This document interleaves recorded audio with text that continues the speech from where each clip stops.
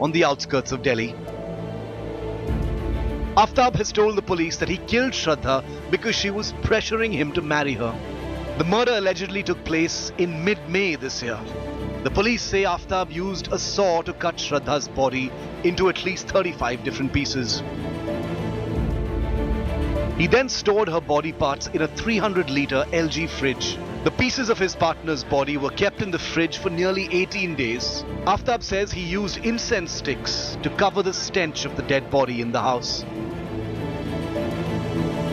ये फ्रिज खरीद करके आफ्ताब लाता है, उसके बाद फ्लैट में इस फ्रिज को रखता है, उसके बाद श्रद्धा की बॉडी के लगातार वो टुकड़े करता है, उन टुकड़ों को इस फ्रिज में वो रखता है और जैसा पूछताछ में उसने बताया है कि एक एक टुकड़ा रोज वो फ्रिज से निकालता था, पॉलीथीन में डालता था, उसके बाद बैग में उसे रखकर तकरीबन रात को 2 बजे आफ्ताब अपने फ्लैट से निकलता था और छतरपुर के आसपास जो जंगल है वहां रोजाना एक टुकड़ा फेंकता था. Over 18 days, Aftab is said to have disposed of pieces of Shraddha at different places in the Chhatarpur forests of Delhi.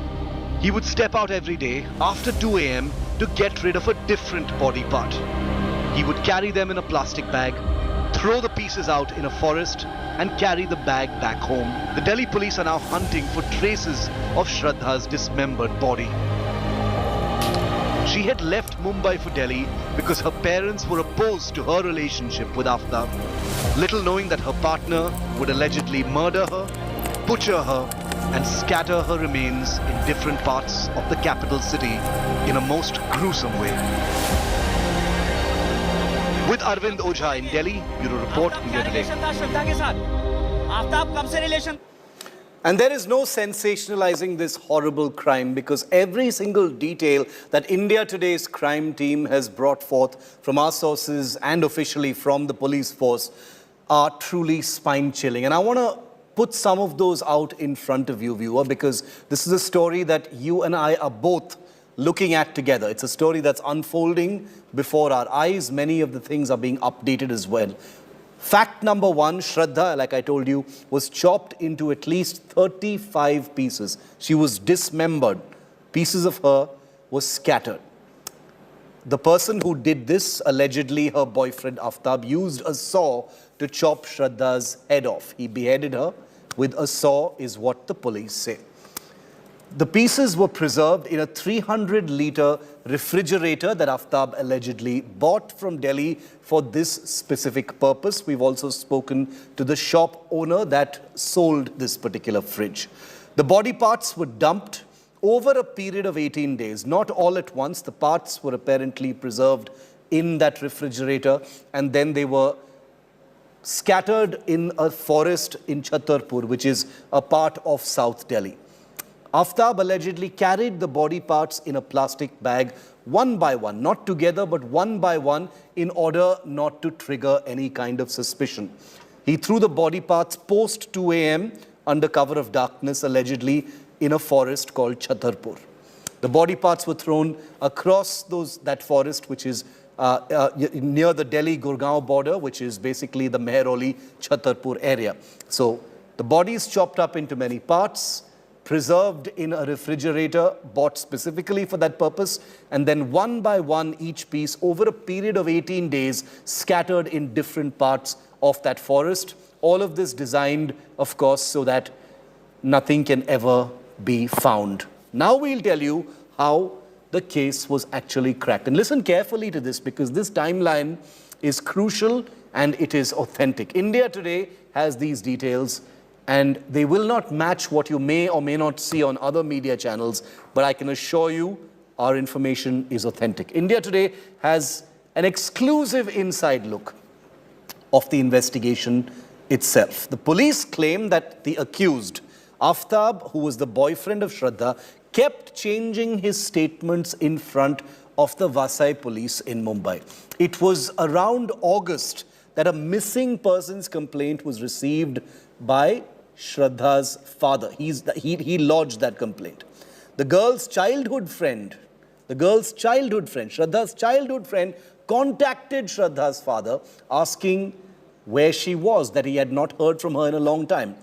Aftab admits that he and Shraddha had stayed together in Delhi's Chhatarpur area, and in May, Shraddha had left after a normal couple's quarrel. They were apparently angry with each other over marriage, which couldn't happen because of various family reasons. The FIR by the Delhi police also states that Aftab had been abusive and would physically assault Shraddha. This is what's written in the FIR. Building को search कराया तो हमने तभी पूछा कैसे क्या हुआ है, तो उन्होंने कहा लड़की मिसिंग है। जब नेक्स्ट डे पुलिस आई तो तब हमें पता चला कि उसने लड़की को मार के उसके टुकड़े टुकड़े कर दिए हैं और वो रोज़ उन टुकड़ों को फेंकता था। तो उससे पहले हमें नहीं पता था।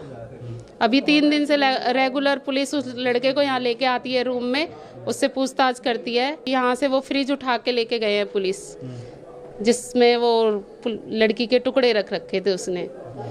उससे पहले हमें नहीं पता था। कभी वो किसी से बात करते ही नहीं थे। लड़की तो बाहर निकलती ही नहीं थी। लड़की तो ज़्यादातर हमारे पड़ोसियों ने, हमने किसी ने देखा ही नहीं है लड़की को।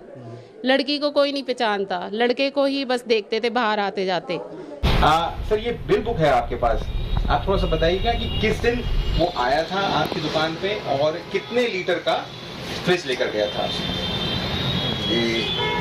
19 तारीख को 260 लीटर एलजी का फ्रिज लेकर के गया। इसकी पेमेंट आपको कैसे की थी? क्रेडिट कार्ड के थ्रू की थी।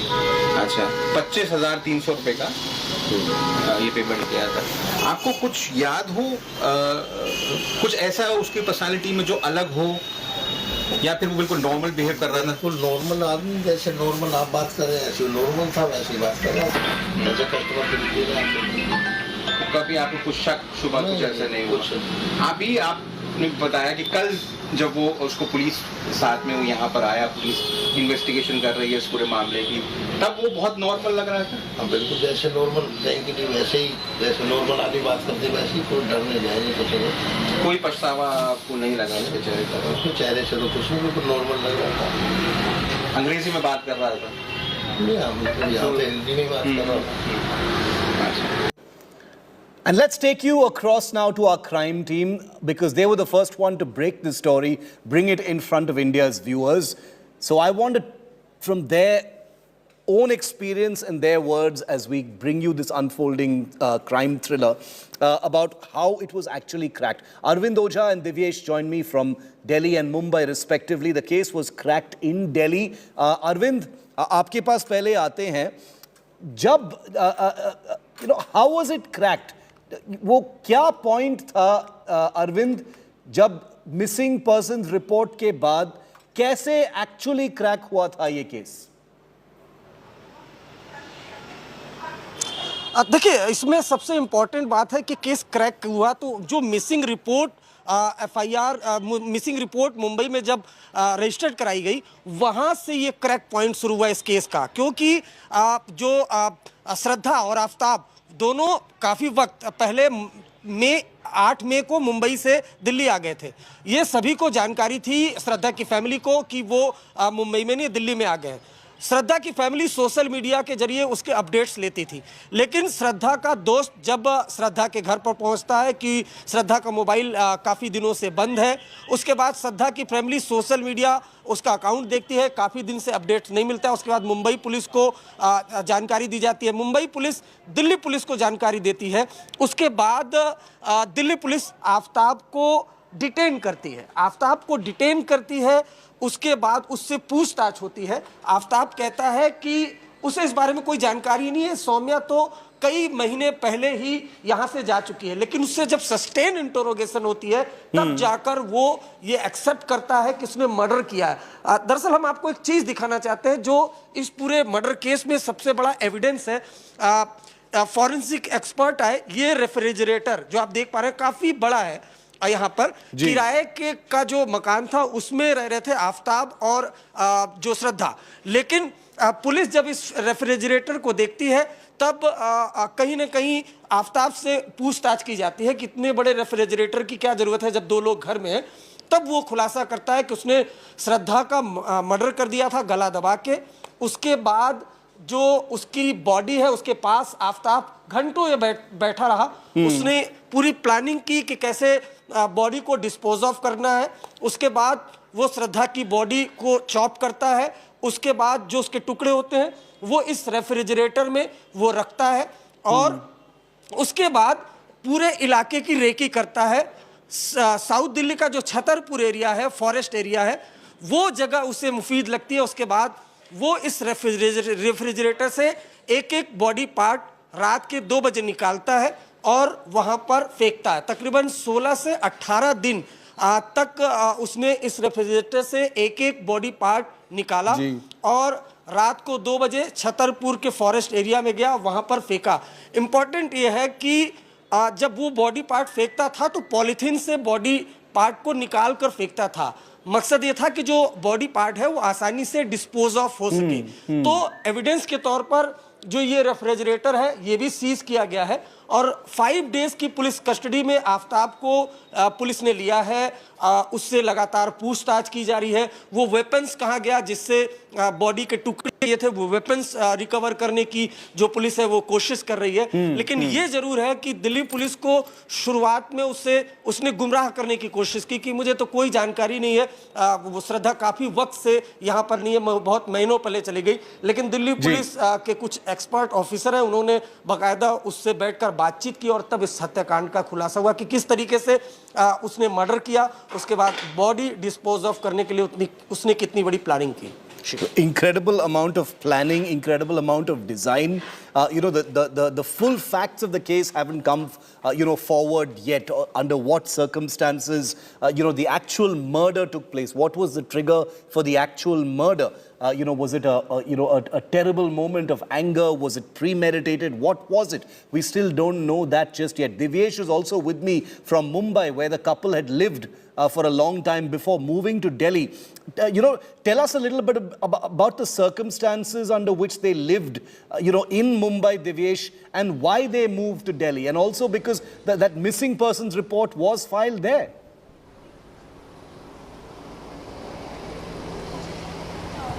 Well, Shiv, the missing persons report was filed at Manikpur police station in Vasai, Palghar district of Maharashtra.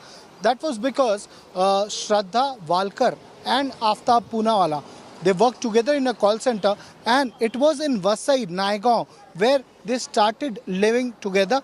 They were in a live-in relationship, and even before 2020, when Shraddha's mother passed away, they had started living in together. They were living together in a flat that they had rented in Naigaon, Vasai locality. In 2020, Shraddha's mother passed away, and after that, Shraddha had informed her father that Aftab had been abusive. He had been assaulting her. He had been abusing her.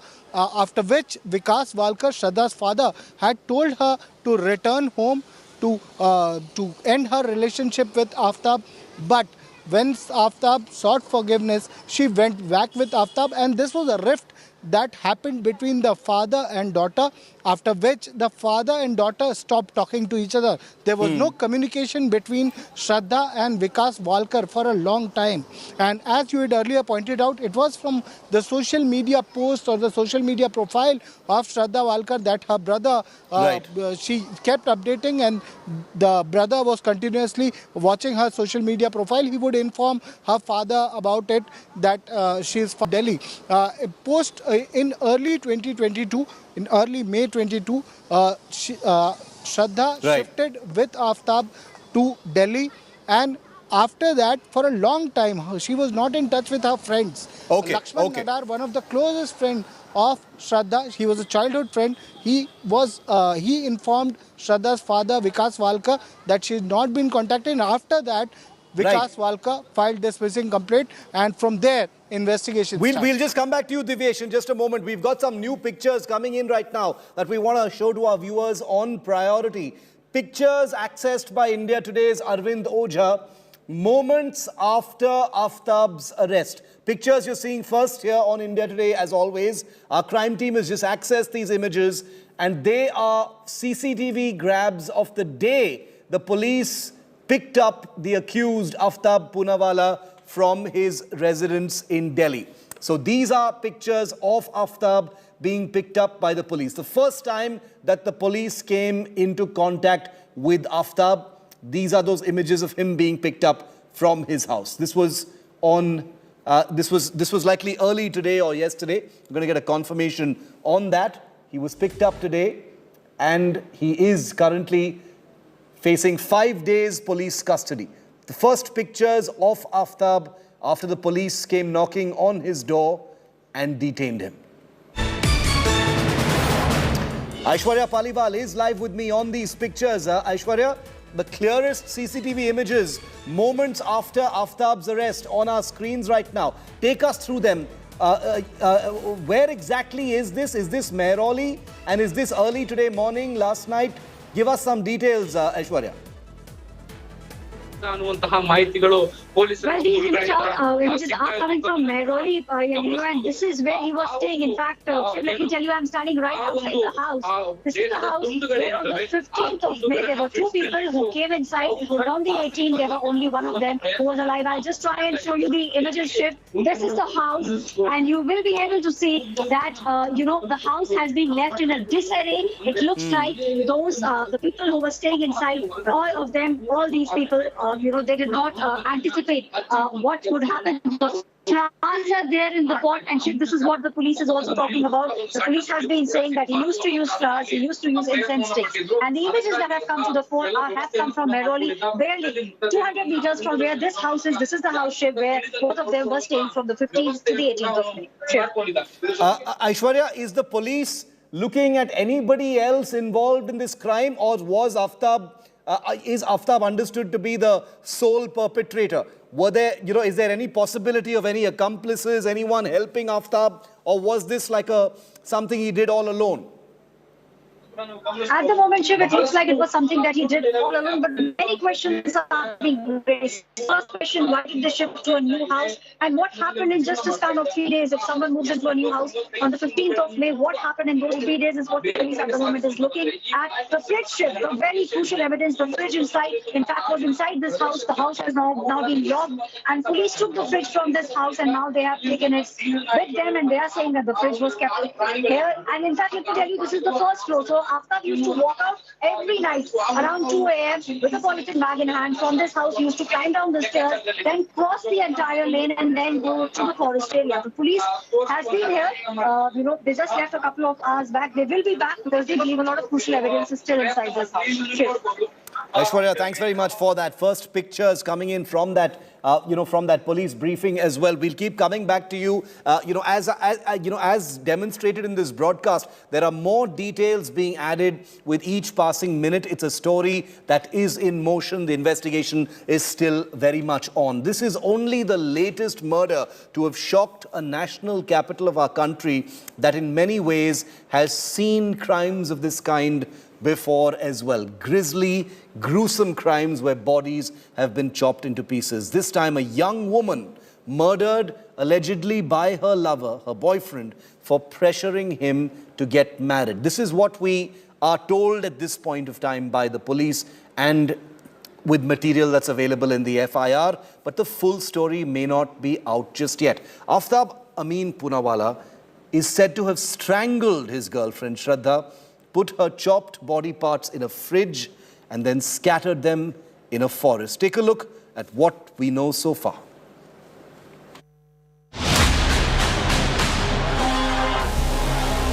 A chilling murder that's keeping India up at night. A woman butchered by her lover in the national capital. The body chopped into at least 35 pieces, we're told.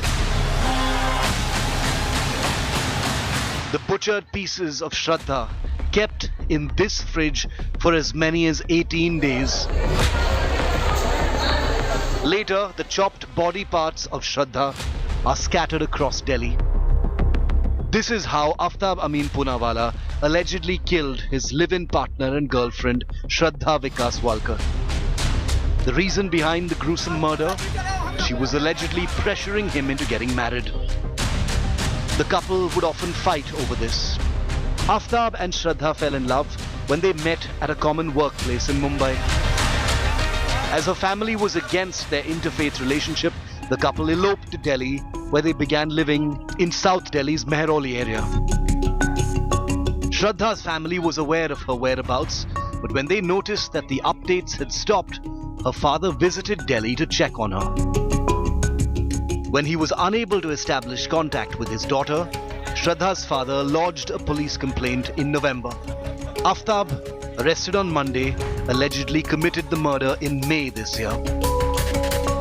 Father ने मुंबई में complaint कराई है, तो उनको मालूम चला कि last location लड़की की दिल्ली थी, तो हमारे पास इस कंप्लेंट को लेके फॉरवर्ड करने आई। उसके घर पे जाके उसको मिल लिया, वहाँ पे घर पकड़ लिया। उसने बताया कि लड़की को उसने मार दिया था, लड़की का गला दबाया पहले, फिर लड़की बॉडी डिस्पोज ऑफ कर दी। थोड़ा उसने टाइम गैप पे बॉडी के टुकड़े फेंके, अलग-अलग जगह पे टुकड़े फेंके।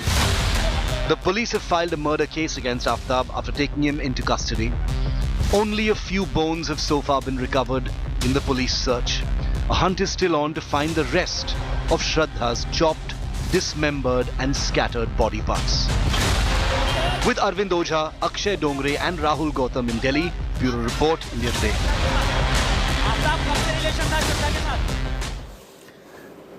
We're told at least 35 pieces of Shraddha, her dismembered body, was scattered across different parts of the Chhatarpur Mehrauli area. That's the national capital. In Mumbai, Aftab met Shraddha.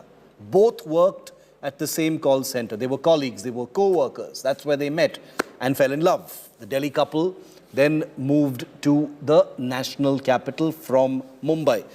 In Mehrauli, which is a part of South Delhi, very close to the Gurugram border, both lived in a rented house like lakhs of other young couples in the national capital region. In Mehrauli, Shraddha was strangled by Aftab sometime in May this year. The body was chopped into, we are told, at least 35 pieces. It may be more, it may be less. And pieces of Shraddha's body were then disposed in the nearby forest. It's a wooded part of South Delhi and there is a forest nearby.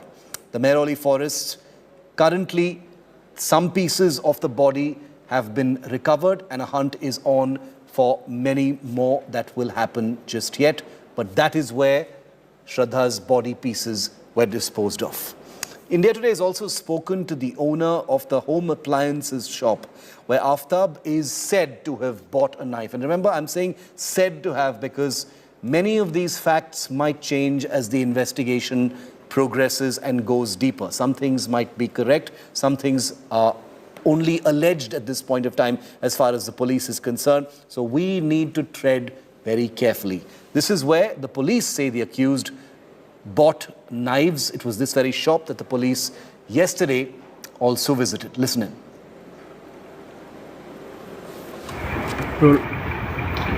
18 मई को आफ्ताब ने श्रद्धा का गला घोंटकर हत्या कर दी। उसके बाद उसने एक फ्रिज खरीदा, चाकू खरीदे और तकरीबन 35 टुकड़ों को छतरपुर के आसपास की जो जंगल है वहां पर उनको डिस्पोज कर दिया। मेरे साथ मौजूद हैं सुदीप सचदेवा जो कि ओनर है होम एंड किचन अप्लायंसेस के। यहाँ पे उनकी शॉप है छतरपुर मार्केट में और यहीं से पुलिस का दावा है जो आफ्ताब है उसने एक चाकू खरीदा जिससे उसने श्रद्धा की बॉडी के टुकड़े किए। जनाब कल आपके पास पुलिस आई थी? कल आई थी आफ्ताब को लेकर। हाँ जी। अब क्या कैसी बॉडी लैंग्वेज थी, क्या आके पुलिस ने आपको बताया? बॉडी लैंग्वेज मुझे बहुत ही नॉर्मल लगी, ना मुझे ऐसा कोई लगा कि उस बंदे को कोई गिल्ट है। तो नॉर्मली आए और उससे कोई ऐसी पूछताछ भी नहीं करी। आए और उसको दिखाया और उसने एक चीज़ बोली कि मैं यहाँ पर आया था इस दुकान पे और फिर उसको बस 2 मिनट में ही ले गए।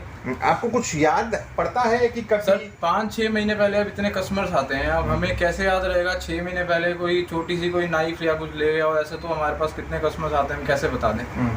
पुलिस ने आपको क्या बताया? पुलिस ने बस ये बताया कि उसने ये बोला है कि मैंने यहाँ से चाकू लिया है, सामने से कहीं से फ्रिज ली है और साथ में शायद उसको कोई चाकू लगा हल्का फुल्का तो उसने यहाँ साथ में हॉस्पिटल है वहाँ से अपना इलाज कराया। तो जिस दिन उसने चाकू खरीदा वो चाकू एक्सीडेंट? सर वो पुलिस ने हमें बताया कि ऐसे ऐसे हुआ। अच्छा ये सब चाकू हैं? मैं चाहूँगा मेरे सहयोगी आपको दिखाएं। ये तमाम तरीके के चाकू यहाँ पे अवेलेबल हैं। इन्हीं में से कोई एक चाकू आप देख सकते हैं। ये तमाम इसमें किचन नाइफ्स हैं, क्लीवर है और ब्रेड नाइफ है। ये तमाम जो नाइफ्स हैं ये इन्हीं नाइफ्स में से कोई एक नाइफ आफ्ताब ने ख़रीदा और उसके बाद उसने श्रद्धा की जो बॉडी है उसके टुकड़े किए। सब एक बात मैं आपसे जानना चाहूँगा, ये जो चाकू हैं जी, इन चाकू से अगर कोई शख्स इस तरीके का काम करना चाहे तो क्या वो पॉसिबल है? क्या, क्योंकि ये जो आपके पास नाइफ्स हैं इनमें बहुत ज़्यादा शार्पनेस है। मैं जानता हूँ ये क्लीवर जो है और जो बाकी की जो चीज़ें हैं वो काफ़ी नुकसान कर सकते हैं। वैसे तो सर ये डोमेस्टिक नाइफ्स हैं, ये उस पर्पस के लिए यूज़ नहीं होती हैं और ऐसी कोई पुलिस ने हमें कोई इन्फॉर्मेशन भी नहीं दी है कि इस नाइफ से उसने कुछ ऐसा अपराध करा है। तो डोमेस्टिक नाइफ से तो इतना बड़ा अपराध हो नहीं सकता, ऐसे कोई किसी को मार नहीं सकता। बाकी उसने क्या करा है देखो वो तो कोई नहीं जानता उसने क्या यूज़ करा है, बट उसने जो बयान दिया वो यही दिया है कि उसने यहाँ से चाकू यहाँ से खरीदा है। वो उस पर्पस के लिए खरीदा था या नहीं खरीदा था ये नहीं पता। And coming up next, and remember we will continue to track this Delhi crime story very, very closely. But coming up next, we're taking you to Maharashtra, where NCP Neta Jitendra Awad, who's usually in the headlines for all the wrong reasons, is once again landed in another controversy, this time for alleged sexual assault of a woman. This is just a few days after the case against him for gundagiri inside a cinema theatre. Full details next.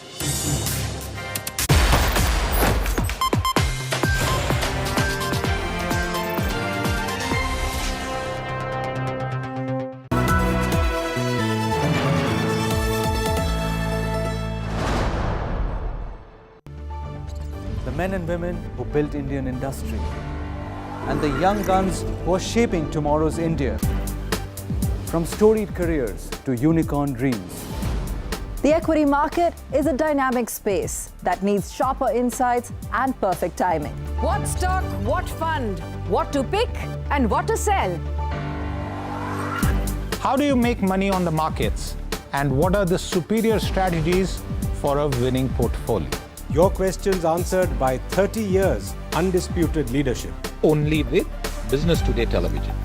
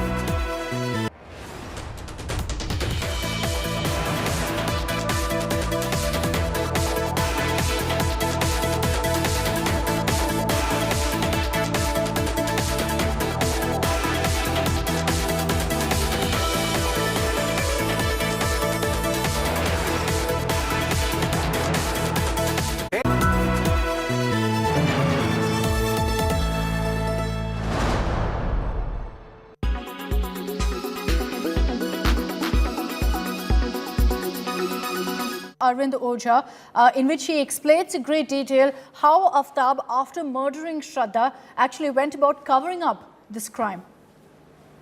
ये fridge खरीद करके आफ्ताब लाता है, उसके बाद flat में इस fridge को रखता है, उसके बाद श्रद्धा की बॉडी के लगातार वो टुकड़े करता है, उन टुकड़ों को इस फ्रिज में वो रखता है और जैसा पूछताछ में उसने बताया है कि एक एक टुकड़ा रोज वो फ्रिज से निकालता था, पॉलीथीन में डालता था, उसके बाद बैग में उसे रखकर तकरीबन रात को 2 बजे आफ्ताब अपने फ्लैट से निकलता था और छतरपुर के आसपास जो जंगल है वहाँ रोजाना एक टुकड़ा फेंकता था। बॉडी पार्ट को वो पॉलीथीन में जरूर लेकर जाता था, लेकिन जब वो फेंकता था बॉडी पार्ट का टुकड़ा तो पॉलीथीन से निकाल कर फेंकता था ताकि आसानी से जल्दी जो बॉडी है वो डिस्पोज ऑफ हो सके, कोई जानवर उसे खा सके। तो बाकायदा हत्याकांड को अंजाम देता है। सोची साजिश के तहत वो फ्रिज, ये काफ़ी बड़ा 300 से 350 लीटर का ये फ्रिज है, वो लेकर के आता है। उसके बाद बॉडी पार्ट के जो टुकड़े हैं वो इस फ्रिज में रखता है और रोजाना जो अभी तक जानकारी मिली है तकरीबन 16 से 17 दिन वो एक एक टुकड़े इस फ्रिज से निकाल करके छतरपुर के जंगलों में फेंकता है। तो एक तो जघन्य हत्याकांड, श्रद्धा की गला दबा के वो हत्या करता है, उसके बाद लाश के पास बैठकर वो घंटों ये सोचता है कि कैसे लाश को ठिकाने लगाना है। सूत्रों के मुताबिक जो आफ्ताब है उसने सेफ का कोर्स भी किया हुआ है, इस वजह से उसे एक्सपीरियंस था इस वजह से उसने बाकायदा एक हथियार लाया घर के अंदर और जो बॉडी पार्ट है उसके टुकड़े किए और उसके बाद फ्रिज में रखा और इस तरीके से जो बॉडी पार्ट है उसको ठिकाने लगाने का प्लान उसने बनाया था।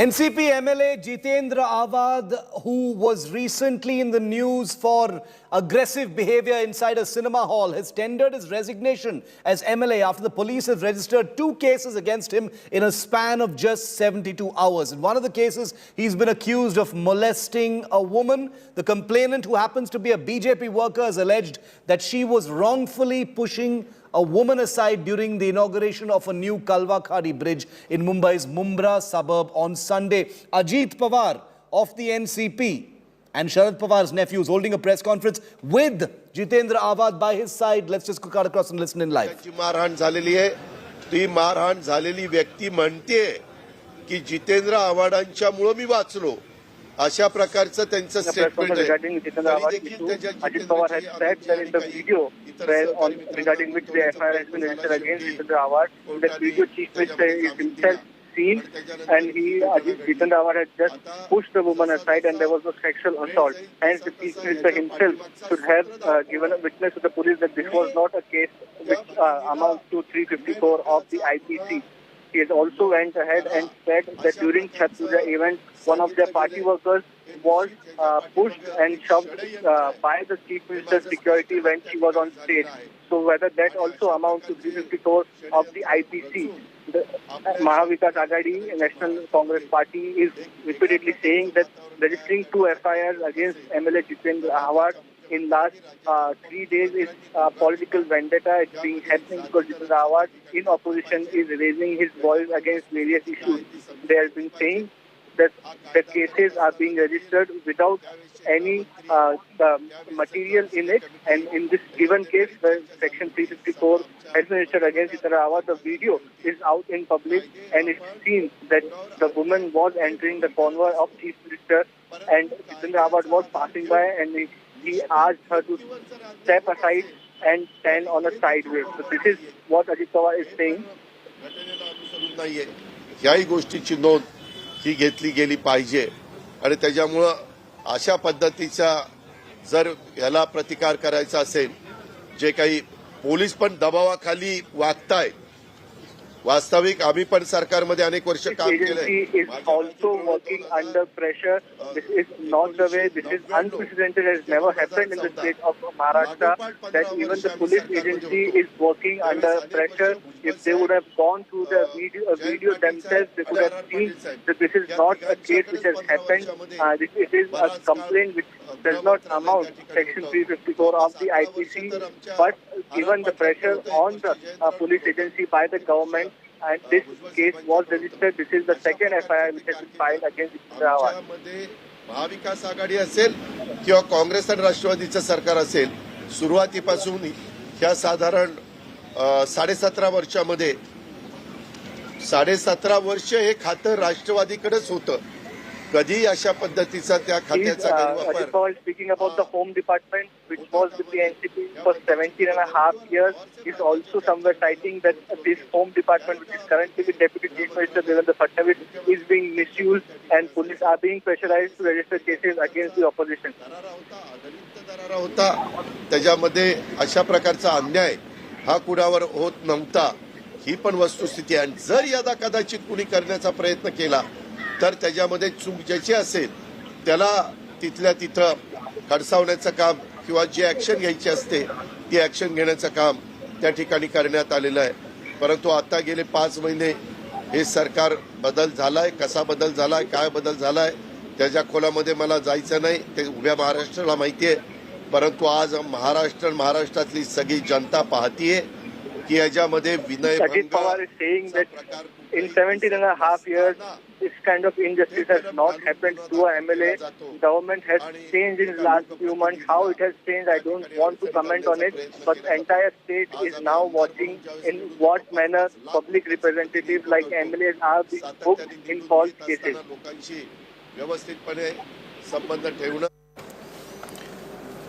And here's what the complainant against Jitendra Awad has said. Here's what she said. उनको लगा कि एक औरत को किस तरीके से बेइज्जत किया जाए, किस तरीके से इसकी इज्जत उछाला जाए, वो भी आज उन्होंने किया। तो इसके लिए मेरे को जब उन्होंने ऐसा पूरा पकड़ के, दबा के, पकड़ के जब उन्होंने मुझे बाजू में किया, तो वही मैंने आज पुलिस स्टेशन में अपना कंप्लेंट दर्ज करवाया। ये आम औरत के साथ हो या खास औरत के साथ हो, इसमें ये डिफरेंस ही नहीं होनी चाहिए कि ये आमदार ने किया है तो इसको कुछ नहीं हुआ। ये नहीं होगा और मुझे यकीन है आज के सरकार पे ऐसा होने नहीं देंगे और इनको जल्द से जल्द पनिशमेंट मिलेगा। माझ्यावरती कुठलाही गुन्हा नोंदवला असला तर चालेल असतो। 354 हा गुन्हा, खून 307, 326, 323, 324 हे सगळे गुन्हे मला मागतात। माझ्या हातनं घडले घडू शकतात, पण 354 हा गुन्हा मला अमान्य आहे आणि जो मी कधी आयुष्यात केलेला। पोलिसांनी हा गुन्हा कसा काय नोंदवला?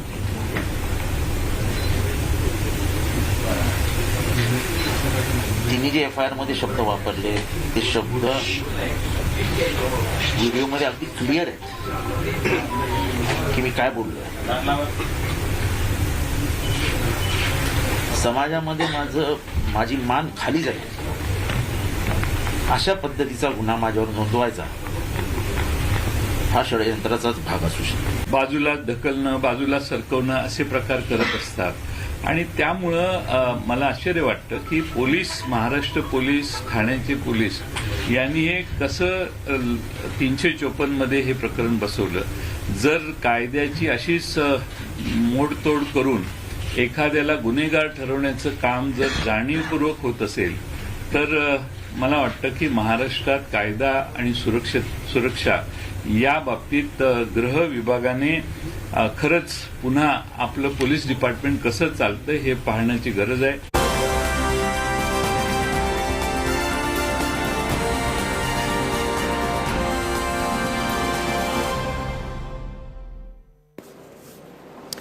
In just a couple of hours from now, Prime Minister Narendra Modi will be landing in Bali, Indonesia to attend the G20 summit. That's on from today till the 16th in that place. Heads of government from 20 major economies of the world will be convening in Indonesia for the Group of 20 or G20 summit, with India set to take the helm next month. The 2023 G20 summit will be held under India's chairmanship. This will be a short but significant G20 summit for the Prime Minister of India, with this country set to take over, like I said, the presidency from Indonesia for next year's session. The Prime Minister has said he will be highlighting India's achievements in the G20 and asserted that India's presidency will be grounded in the theme Vasudhaiva Kutumbakam.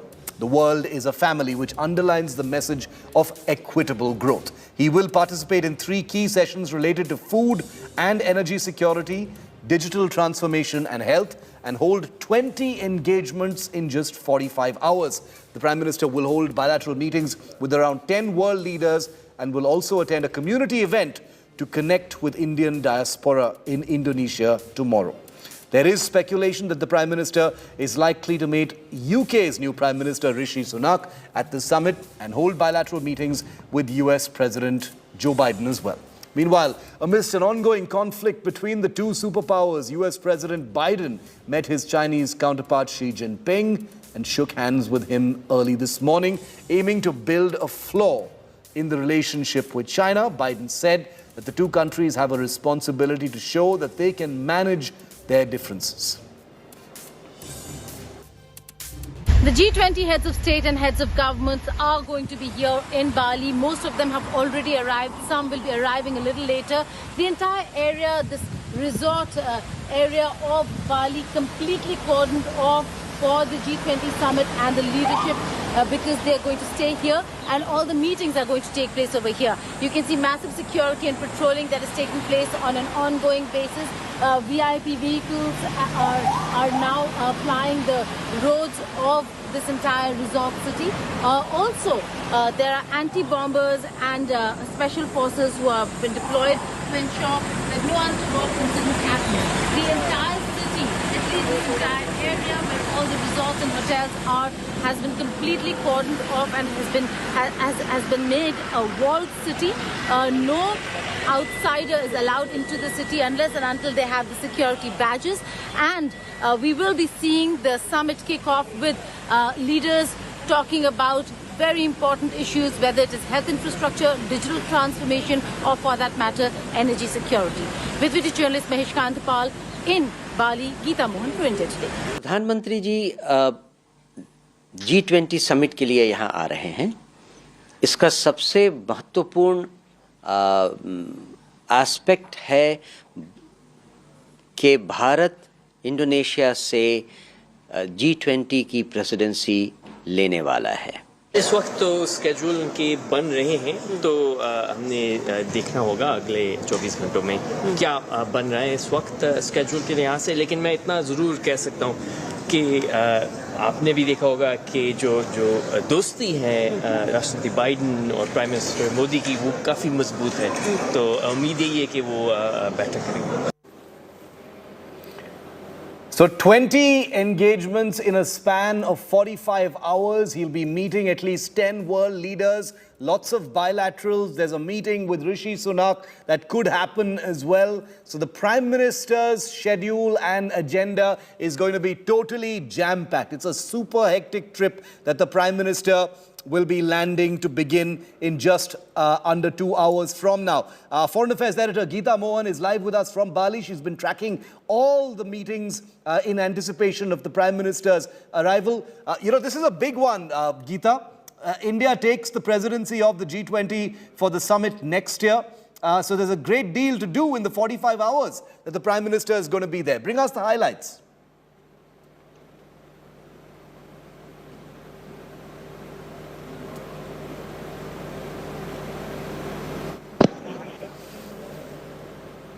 Geeta, can you hear me? Okay, we'll fix that. We'll fix that in a moment, but apologies for that. That was Geeta Mohan. I think there's a bit of an audio issue there in Indonesia. We'll go back to her when we get her next. Now, I want to tell you about a video that's been going wildly viral, and when you see it, if you haven't seen it already, that is, you will know exactly why it has frightened people all over the world. Elon Musk has been in the news ever since the Twitter deal began. Musk-omania has taken over the internet by storm. Before I show you the video that's gone viral, I want to show you a report on Elon Musk's session from the G20 summit a little earlier. And I can tell you, even while he was at the summit, he would have been thinking about the video that I'm going to show you right after this report.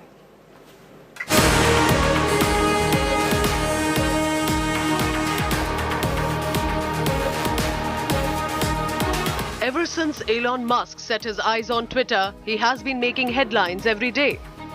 First came a legal battle before the Twitter deal was finalized, and then the mass axing of employees after the takeover.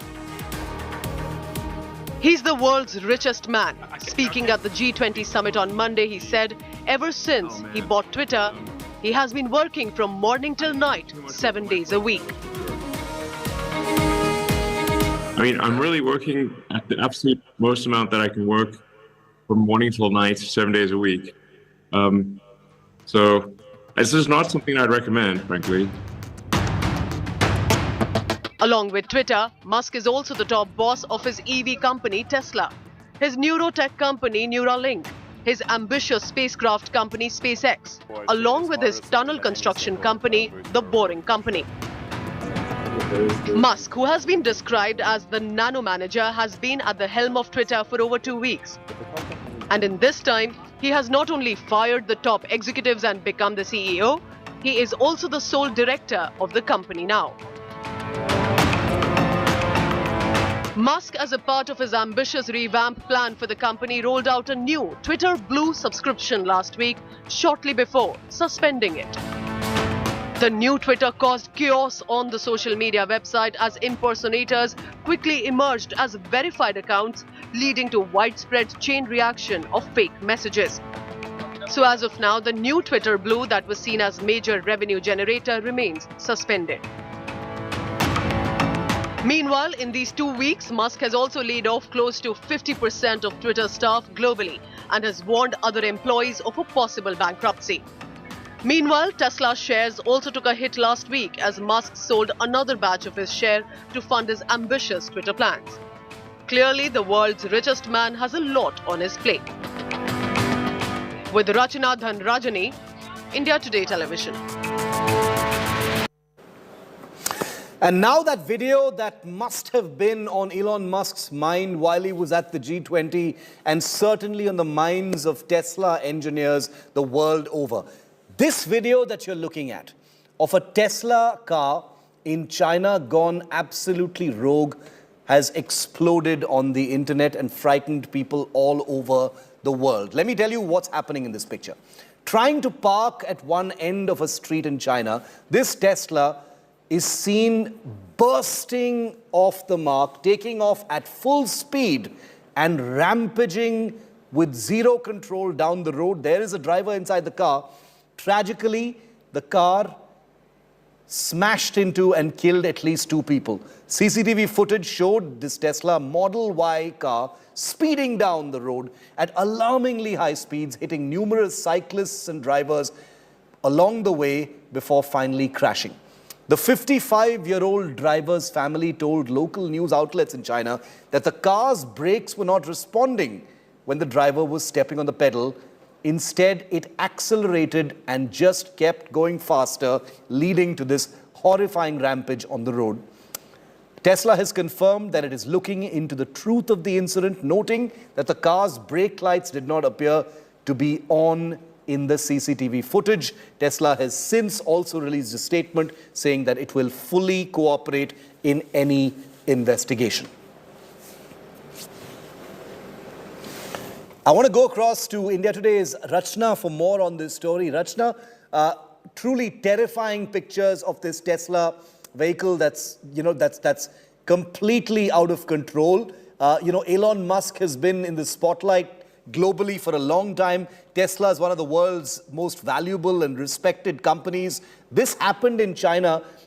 Initially Tesla sort of, threw suspicions over whether this video was authentic or not. Even now there are some questions over what really may have happened. But now Tesla has said that they will cooperate. Tell us why this is such a troubling video, Rachna.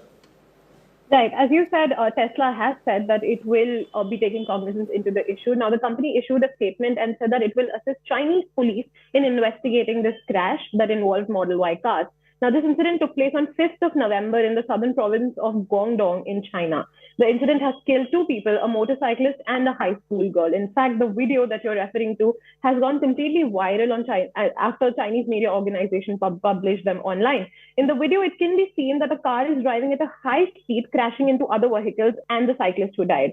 Now, the Chinese media also reported that the driver of this Tesla that's seen in the video is a 55-year-old person who faced issues with the brake pedal of the car just when he was about to pull over in front of his family store. So Tesla said that the video that has gone viral shows that the car's brake lights were not on when the car was speeding, and that the data that they've procured showed issues such as there not being any action to step on the brakes throughout the vehicle's journey. The company has said that because there are doubts on the authenticity of this video, Chinese police is in fact taking help of a third-party appraisal agency to identify the truth behind it. But this is also not the first time Tesla is in such soup. A couple of other incidents have been reported in China itself. However, nothing conclusive came out of it the last time. In the US also, we saw last week Tesla had to recall about 40,000 vehicles because of a power steering issue. So clearly this is not a good time for the company. As you said, Elon Musk has been in the light. In the light of the Twitter deal, he sold another bunch of his shares of Tesla because of that. The stock has also been taking a hit repeatedly. It is currently at its lowest from year to date. And Rachna, there's been quite a bit of controversy over the China-made Teslas as well. So I'm not surprised to see a lot of speculation online, about, whether the fact that these were made in China had something to do with, what appears to have happened in this video. And, given that Tesla is such a popular company, it's only to be expected that there'll be all sorts of speculation over quality control, etc. in China. Right. China is also Tesla's second largest market. Yeah. So when the video went viral, it was immediately the top trending video on Weibo, which is a Chinese social media platform. In talking about Chinese manufactured and assembled Teslas, there have been a couple of cases with other models of Tesla in US itself, where it has killed a couple of teenage boys and high school going boys. Because of that, the US Department of Justice also took cognizance and has launched a criminal probe against Tesla last month. Rachna, appreciate it. Lots of details. We'll keep, tracking this unfolding story. Hopefully, Elon Musk will have something to say about it as well, because he's got something to say about pretty much everything else these days, doesn't he? Rachna, appreciate it. Thank you very much for being with me. Well, that's it on 5 Live. Thank you so much for watching. Our eye remains fixed on all the stories we bring you here on the show. 6 p.m. Prime with Akshata comes up next. The Bombay government in poll-bound Karnataka is lurching from one big polarizing story to another. From saffron walls in schools to an MP who sees a bus stop shaped like a mosque. Polarization, Natka, is how the year began, and it looks like that's where it's headed as well.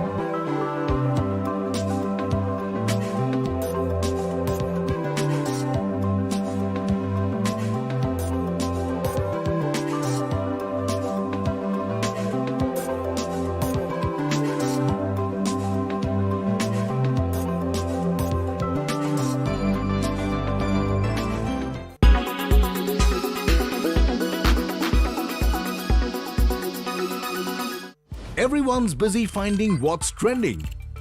You're busy finding out why. India Today, for those who research before reacting. Download the India Today app now. Make your media plan smarter with India Today Live TV on your connected devices. Amplify your brand with 100 million smart internet viewers. To advertise, mail us at sales@ajtak.com.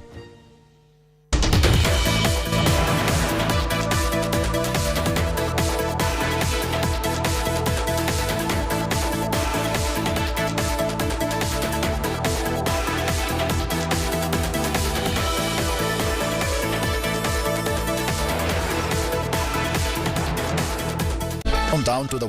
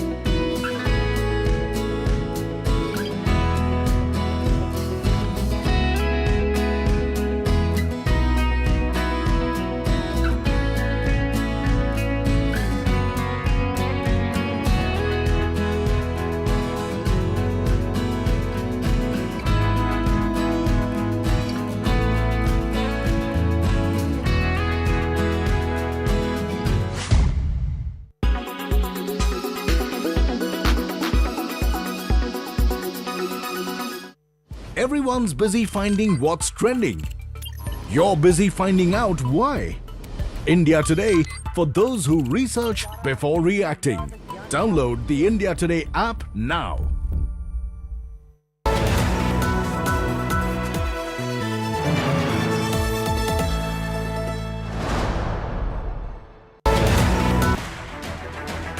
I don't read the news. I read between the lines to tell you the true version of events. The true story of our times. To document grief, the toughest assignment for any journalist to be. From those who matter. Women politicians going to stick up for each other. Of those who should matter. I document the truth. I don't distort the truth. I don't glamorize the truth. I don't gloss over the truth. The ghosts of India's contentious medieval history have come knocking again. I hustle for the truth. On the ground, in the newsroom, in the studio. I don't try to grab eyeballs. I inform you to make you see the point. To the Point with Preeti Chaudhary. At these times, only on India Today. Co-powered by RK Marble, Khoobsurat Imandari. In association with JioMart, Har Ghar Ka Mart. Co-powered by only OLX Autos gives the best price for your car. Co-powered by Buy, Sell, Rent on 99acres.com. In association with LIC, Har Pal Aapke Saath. LG OLED, the one and only. Smart Bazaar, India's new Bachat Bazaar. Mutual funds, sahi hai.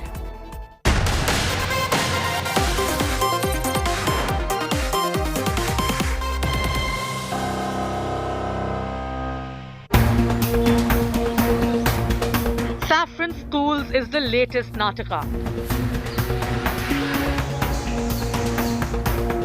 New Vivekananda schools coming soon.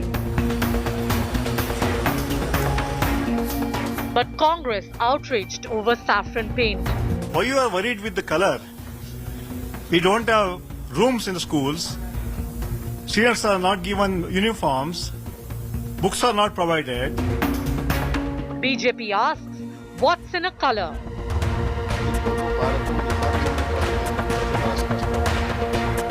From textbooks to schools now. Opposition fires saffronization salvo.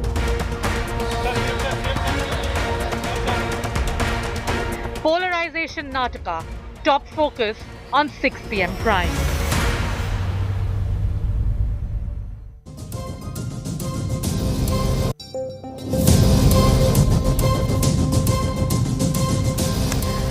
Good evening. Thank you for joining us live here on 6 p.m. Prime. I'm Akshita Nandagopal, and this Monday evening, we've got a packed lineup for you over the next 1 hour.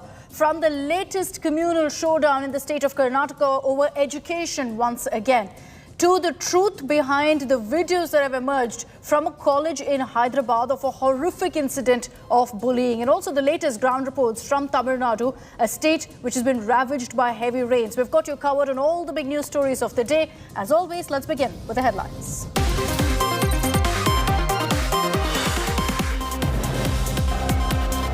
Aftab Poonawalla, who murdered his live-in partner, sent to 5-day police custody. He chopped Shraddha's body with a saw, scattered the pieces in the Chhatarpur forest.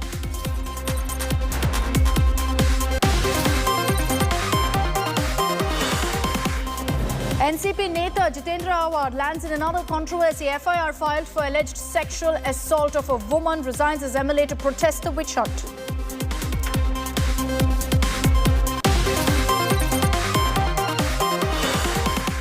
Big development in Delhi Liquor Gate probe. ED gets 5-day custody of AAP communication in charge Vijay Nair, Hyderabad-based businessman Abhishek Boinpalli as well.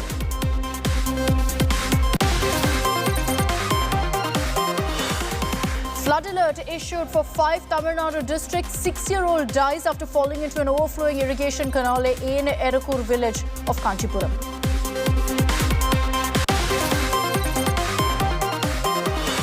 Controversial remark by BJP MP who says he will bring along a bulldozer and demolish a bus stand in Mysuru, claiming it looks like the dome of a mosque.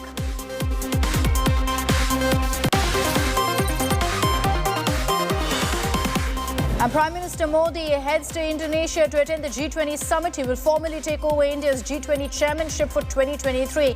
In a total of 45 hours in Bali, he will have 20 engagements.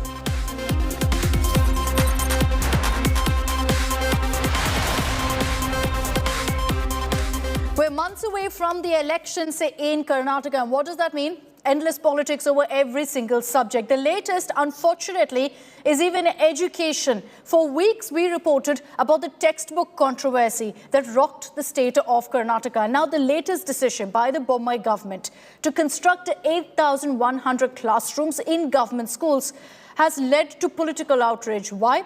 8,000 classrooms sounds like a great move. But the reality is that the Congress is questioning why the walls and pillars of these schools were painted saffron, coupled with Swami Vivekananda's teachings. Let's get you all the reactions first to the story.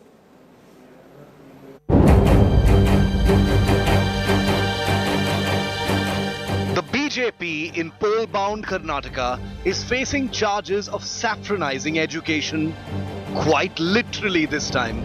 The Basavaraj Bommai government has come under fire for deciding to paint the walls and pillars of new government school classrooms saffron. Karnataka's Education Minister B.C. Nagesh has announced the government is planning to construct 8,100 new classrooms in government schools across the state named after Swami Vivekananda. The minister has announced all classrooms will have a uniform structure and saffron-colored walls and pillars with sayings of Swami Vivekananda on them. The Congress claims saffronizing schools would stoke a communal rift among students. We don't have rooms in the schools. Students are not given uniforms. Books are not provided. Buildings are not there. Midday meal scheme is not implemented. Can't you have minimum common sense to implement this at the earliest? It is most important to look after those issues than painting saffron in the buildings. State Education Minister Nagesh later clarified the color was chosen by architects. Architect ಏನಾದ್ರು ಕೇಸರಿ ಬಣ್ಣ ಹಾಕಿ ತುಂಬಾ ಚೆನ್ನಾಗಿರುತ್ತೆ ಅಂದ್ರೆ ಹಾಕೋನೆ, ಆದ್ರೆ architect ಮೇಲೆ ಬಿಡ್ತೀವಿ ಹೊರತು ಎಲ್ಲ ಬಣ್ಣ ಹೆಂಗಿರ್ಬೇಕು, ಕಿಟಕಿ ಹೆಂಗಿರ್ಬೇಕು, ಬಾಗ್ಲು ಹೆಂಗಿರ್ಬೇಕು, ಮೆಟ್ಲು ಹೆಂಗಿರ್ಬೇಕು ಅಂತ ಹೇಳಿ ಸರ್ಕಾರ ನಿರ್ಣಯ ತಗೊಳ್ಳಲ್ಲ. ನಮ್ಮ ಹತ್ರ ಆರ್ಕಿಟೆಕ್ಟ್ಗಳಿದ್ದಾರೆ, ಅವ್ರು ಕೊಡುವಂತದ್ದು ಡಿಸೈನ್ ಮೇಲೆ ನಾವು decide. We are not allergic. That is part of our national flag and India, our Congress flag.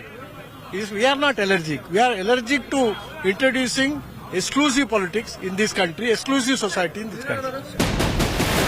Chief Minister Bommai has accused the opposition of politicizing the issue. ಎಲ್ಲದರಲ್ಲೂ ರಾಜಕಾರಣ ಮಾಡುವಂಥದ್ದು ಇದು ಬಹಳ ತಳಹಂತಕ್ಕೆ ಹೋಗ್ತಾ ಇದೆ. ಕೇಸರಿ ಬಣ್ಣ ನಮ್ಮ ಭಾರತ ಧ್ವಜದಲ್ಲೇ ಇದೆ. ಕೇಸರಿ ಕಂಡ್ರೆ ಯಾಕೆ ಇಷ್ಟ ಅವ್ರಿಗೆ ಅಲರ್ಜಿ? ಭಾರತ ಧ್ವಜದಲ್ಲೇ ಇದೆ ಕೇಸರಿ. Meanwhile, in Mysuru, BJP MP Pratap Simha raked up yet another controversy over dome-shaped structures on a bus stand which he claimed looked like a masjid. ಒಂದು ಬಸ್ ಸ್ಟ್ಯಾಂಡ್ ಮೇಲೆ ಗುಂಬಜ್ಗಳು ಅದು ನೋಡಿದ್ರೆ ನಾನು ಕೂಡ ಮಧ್ಯದಲ್ಲಿ ದೊಡ್ಡ ಗುಂಬಜ್ ಅಕ್ಕಪಕ್ಕ ಎರಡು ಸಣ್ಣ ಗುಂಬಜ್ ಇಟ್ಟಿದ್ರೆ ಮಸೀದಿನೇ. ಅದನ್ನು ಕೂಡ KRID ಅಂತ ಇಂಜಿನಿಯರ್ ಹೇಳಿದ್ರೆ 3-4 ದಿನ ಟೈಮ್ ಕೊಟ್ಟಿದ್ದೀನಿ, ಇಲ್ಲ ಅಂತಂದ್ರೆ JCB ತಂದು ನಾನೇ ಹೊಡೆದಾಕ್ತಿದ್ದೆ. While Simha vowed to destroy it personally if the municipality doesn't do it first, the Congress termed Simha's remarks foolish. I can say you are the most foolish fellow to speak on that one. Let us debate on that one. Throughout the country, let us see the architecture which has been run by the government officers. Is it going to demolish those government officers also? The mindset is very bad of this member of parliament. I'm very sorry for that. It's one polarizing controversy after another in the poll-bound state of Karnataka. From Savarkar to Tippu, from hijab ban to the Irga Maidan Rao, communally sensitive issues have taken center stage in an attempt to dominate the narrative and the headlines. On India Today, we report the facts always first. Bureau Report, India Today. And this isn't the first incident. If you've tracked all the politics that's been playing out in Karnataka, it's been endless polarization that we've been seeing. The latest, of course, in the list is the fact that walls of government-run schools are being painted saffron, which the BJP says is not intentional. And Chief Minister Basuraj Bommai has also put out a message saying, what's the big deal if it is painted saffron? But the month before that, in October, we've seen Hindu groups also hitting the streets, protesting against halal fast food chains. They demanded the boycott of all of these food chains that were serving halal meat. Now go back a month or so before that, in August, there were violent clashes even that broke out over Tipu Sultan and Savarkar posters. This happened in several parts of Karnataka after breaking out first in Shivamogga district. May 2022, strict government guidelines on Azan loudspeakers. The government directed institutions to avail a license for its use. Again led to this massive political talking point. In the same month, the government panel had also modified class 1 to 10 textbooks as Hedgewar chapters were added and chapters on Tipu Sultan were dropped. This became a big talking point, and now that issue has been raked up again to say education is being tampered with in the state of Karnataka. This isn't the only last few issues that we've found. We can keep going on and on. In April, Hindu groups demanded the boycott of halal meat. They were seen protesting against halal meat traders. There was an incident of violence also that broke out then.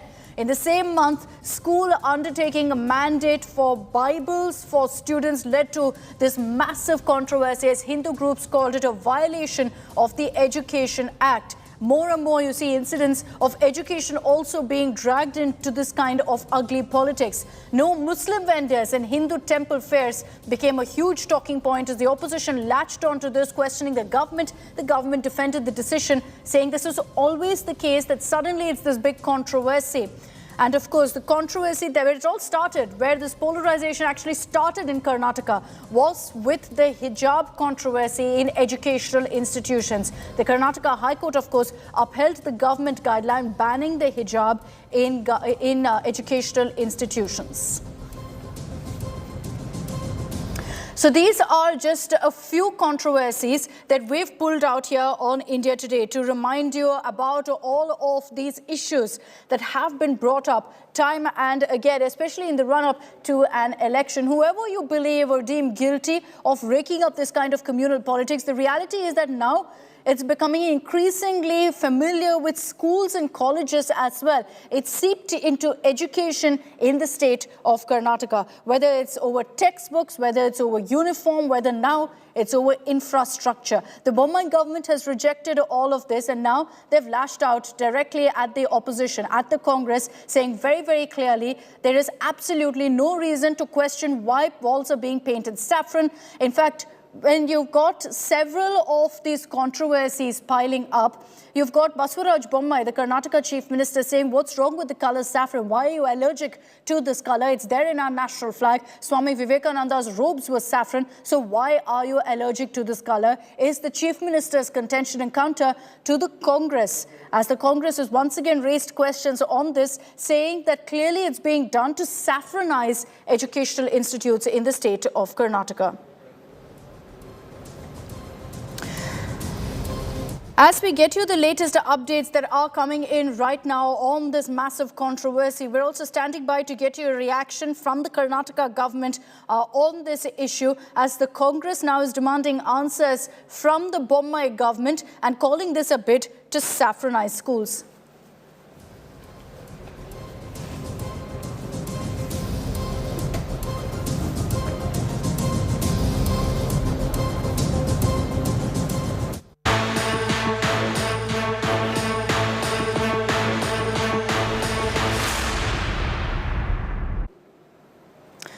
And sticking to news from Karnataka, the pothole menace continues to claim lives in the state. A 37-year-old retired soldier was mowed down by a truck when he was trying to deviate away from a pothole. This incident occurred yesterday, and it's not just in Bengaluru, but also in other parts of Karnataka, clearly, because this happened in Mandya when the deceased, Kumar, lost control of his bike while trying to avoid a pothole and then subsequently was run over by a truck. In the last 2 months, 4 people have lost their lives, quite simply due to civic apathy across the state of Karnataka. Despite the loss of lives, government and local civic bodies have failed to fix these roads, which are leading to these pothole deaths in the state. Nagarjun Dwarkanath is joining us live with more details on this. Nagarjun, what have the authorities said about this particular incident in Mandya? It's no longer clearly restricted to Bengaluru. This is a problem that seems to be plaguing all of Karnataka now. That is true. We have seen the potholes in our visuals as well, by 5 feet wide and long as well. What the locals are claiming is that the deceased was trying to negotiate the pothole and he collapsed and as he missed his balance and the vehicle behind him ran over him. But the police are yet to register a FIR blaming the pothole.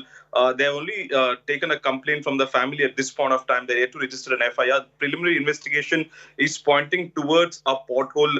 The locals and the eyewitnesses and the family of Mr. Kumar, who passed away in this accident, blame the pothole in Mandya district. In Akshita, in Bangalore itself, in October, there were around 3 pothole deaths. Now it has spread to Mandya also, and in Davangere, people took it upon themselves to fill a pothole. So not just Bengaluru and BBMP limits, the pothole menace in Karnataka has spread to different districts now. Okay, all right. Nagarjun, stay on with me. This has also become increasingly political. You've got Congress's Randeep Surjewala targeting the Bombay government now over this pothole menace and what's played out in Mandya. Surjewala has tweeted, and I quote, "The pothole Sarkara claims the life of a soldier in Mandya of Karnataka. BJP's 40% Sarkara has blood of dozens of Kannadigas on its hands. The Bombay government can splurge 10 crores on Prime Minister Modi's visit, but doesn't have the money to fill potholes." Surjewala